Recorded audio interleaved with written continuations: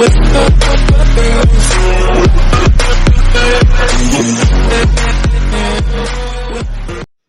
Friends, मैं आपका अपना फ्रेंड अजय यादव आज आपके लिए लाया हूँ एक नई वीडियो जिसमें हम बैगन तथा छेदक के बारे में पढ़ेंगे। तो इसका वैज्ञानिक नाम हेक्सोफेरा पार्टिसेला है, जिसका ऑर्डर लेपिडोप्टेरा है और इसका फैमिली फाइजोटेरिया है। हम पढ़ेंगे इसका पोषक पौधे। तो बैगन, मिर्च, आलू, टमाटर इसके मुख्य रूप से पोषक पौधे हैं जिन्हें यह हानि पहुँचाने का कार्य करता है। हम पढ़ेंगे इसका वितरण। तो भारत के लगभग सभी प्रदेशों में यह पाया जाता है। इसके क्षति एवं महत्व क्या है? तो इसकी लार्वा अवस्था क्षतिग्रस्त पहुंचाती है या होती है।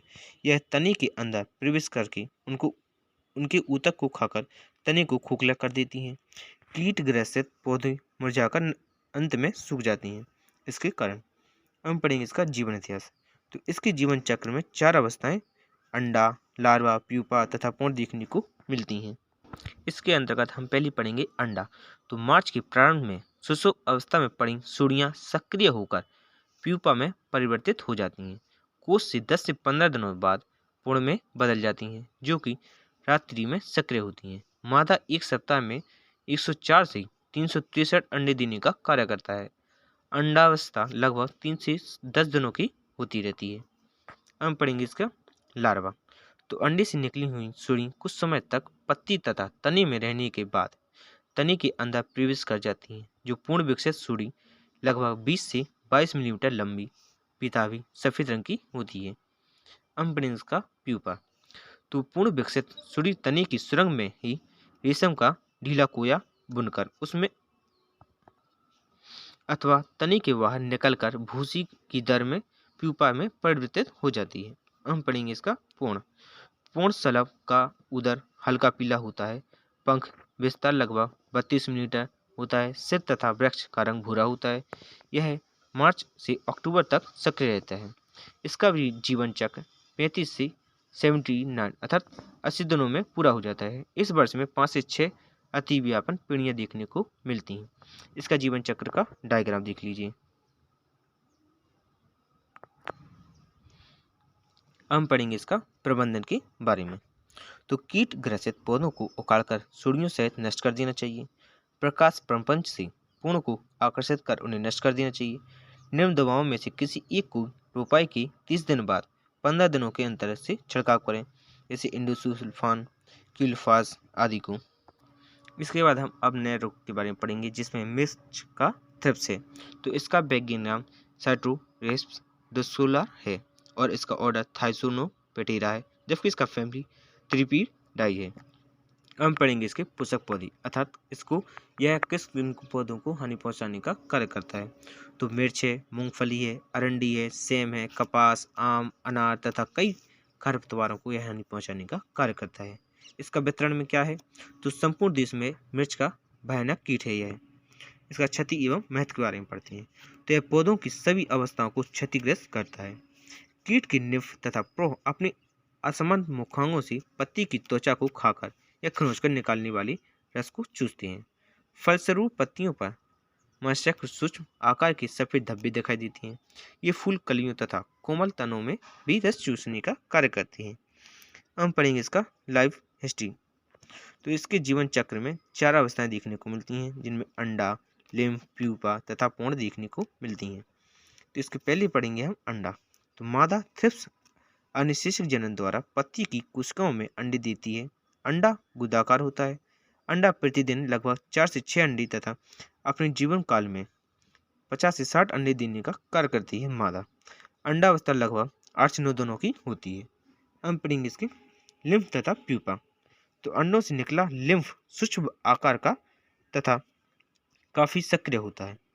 पूर्ण प्यूपा तथा प्यूपा की अवधि लगभग या क्रमांक 2 से 3 दिनों तक या 5 दिनों की होती है।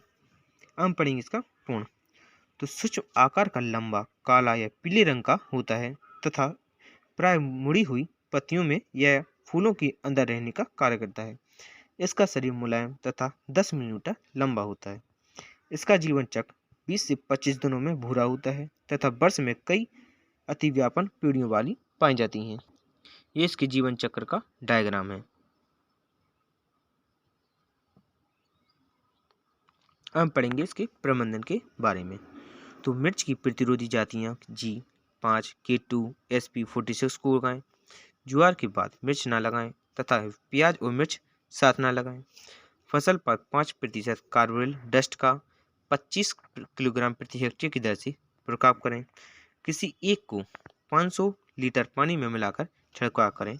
यह तीन है इमिडॉक्सिप्रिड, स्पाइनोसेट, मेथोलिल आदि। इसके बाद हम पढ़ेंगे एक नए रूप जिसमें हरित पेस्ट स्लग के बारे में पढ़ते हैं। तो जिसका वैज्ञानिक नाम जाइलोस्टोलेरा माइसुलपिनिस है और इसका ऑर्डर लेपिडोप्टेरा है, जबकि इसका फैमिली पेलुटेलिडाइज है। अब हम पढ़ेंगे इसके पोषक पौधे। तो फूल गोभी, पत्ता गोभी, मूली तथा सरसों एवं बैगन कुल के अन्य पौधे आने का कार्य करते हैं। इसका वितरण क्या है? होल वर्ल्ड अर्थात पूरे वर्ल्ड में अर्थात पूरी दुनिया में यह फैलने का कार्य करता है। अब हम पढ़ेंगे इसकी क्षति एवं पौधे। तो इस कीट की सुड़ी हानि पहुंचाती है जो फूल गोभी तथा पत्ता गोभी की पत्तियों को खाकर क्षति करती है।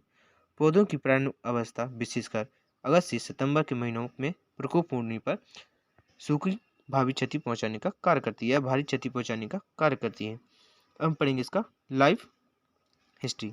तो अंडा, सुड़ी, कृमिकोट तथा पूर्ण इसकी 4 अवस्थाएं देखने को मिलती हैं। तो पहली अवस्था क्या है? अंडा। तो छोटे आकार के पीले रंग के अंडे एक एक करके अथवा 2 से 40 के समूह में पत्तियों की निचली सतह से में दिए जाते हैं। मादा अपने जीवन काल में लगभग 18 से 356 तक अंडे देने का कार्य करती है। तापमान की उपलब्धता के अनुसार या आधार पर 3 से 9 दिनों में यह अंडे फूटने का कार्य करते हैं। हम पढ़ेंगे इसकी सुड़ी। तो अंडे से निकलने के बाद लार्वा पत्तियों की निचली सतह पर सुरंग बनाकर रहने का कार्य करता है। यह अंदर चला जाता है। प्रथम तथा द्वितीय अवस्था का लार्वा सुरंग के अंदर ही रहता है, जबकि तृतीय स्टार सुरंग के बाहर निकलकर रहकर पत्तियों की क्षतिग्रस्त पहुंचाने का कार्य करता है। चौथी सहार का लार्वा पत्तियों की निचली सतह पर खाते हुए ऊपर की ओर या ऊपर की केवल क्यूटिकलर सतह को छोड़ता है। यह 8 से 16 दिनों में पूर्ण विकसित होती हैं। पूर्ण विकसित सुड़ी लगभग 8 मिलीमीटर लंबी होती है। कृमि कोश।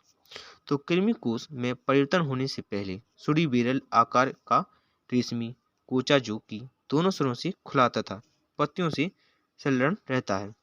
कोशावस्था लगभग 2 से 5 दिनों की होती है। हम पढ़ेंगे इसका पूर्ण अर्थात प्यूपा। तो कीट लगभग 20 दिनों तक जीवित रहने का कार्य करते हैं। इनका जीवन चक्र सितंबर से अक्टूबर के महीने में 15 से 18 दिनों में पूरा हो जाता है। वर्ष में कई पीढ़ियां देखने को मिलती हैं। पूर्ण लगभग 8 से 12 मिलीमीटर लंबी भूरे रंग के होते हैं। ये इनके जीवन चक्र का डायग्राम है। अब हम पढ़ेंगे इसके नियंत्रण के बारे में। तो टमाटर के साथ 1:1 में सहफसली खेती करनी चाहिए। कीट का प्रकोप जिससे कम होता है। निम्न दवाओं में से किसी एक को 500 से 600 लीटर पानी में मिलाकर की दर से प्रति हेक्टेयर की दर से छिड़काव करें, जिनमें से ये 2 मुख्य रूप से दवाएं हैं, ल्यूफोरान, एंडोस्क्लाब आदि।